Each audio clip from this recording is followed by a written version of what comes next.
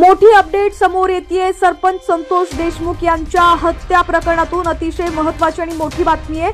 अवघ्या राज्याला हादरवून सोडणाऱ्या बीड जिल्ह्यातील केज तालुक्यातील मस्साजोग येथील सरपंच संतोष देशमुख यांच्या हत्या प्रकरणात 80 दिवसांमध्ये आरोपपत्र पोलिसांकडून दाखल करण्यात आले। या आरोपपत्रामधून वाल्मिक कराड हेच संतोष देशमुख यांच्या हत्या प्रकरणाचे मुख्य सूत्रधार असल्याचं पोलिसांनी दाखल केलेल्या दोषारोपपत्रातून सिद्ध झालेलं आहे।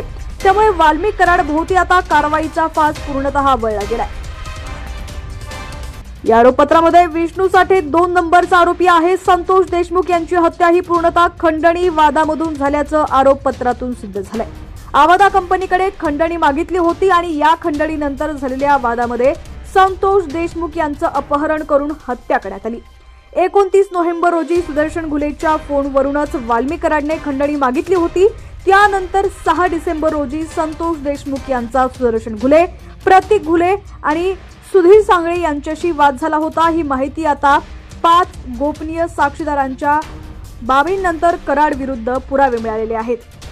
त्यामुळे आता या प्रकरणामध्ये वाल्मिक कराड हाच मुख्य सूत्रधार असल्याचं स्पष्ट झालंय। गेल्या प्रत्येक दिवसांपासून खंडणी, अॅट्रॉसिटी आणि हत्या या प्रकरणावरून अवघ्या महाराष्ट्रात राज्याचं राजकीय वातावरण ढळून निघालंय।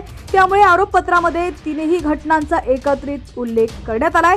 दरम्यान संतोष देशमुख यांना सुदर्शन घुले मारहाण करतानाचा व्हिडिओ सुद्धा सीआयडीच्या हाती लागलेला आहे।